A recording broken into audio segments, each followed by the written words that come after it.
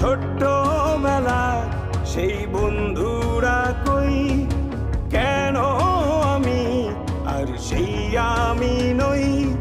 আজ অনেক বছর পরে খুঁজে ফিরি, কোথায় আহারে আহারে আহারে শৈশব, কোথায় হারিয়ে গেল যে আহারে কৈশব। কোথায় আহারে আহারে আহারে শৈশব, কোথায় হারিয়ে গেল যে আহারে কৈশব।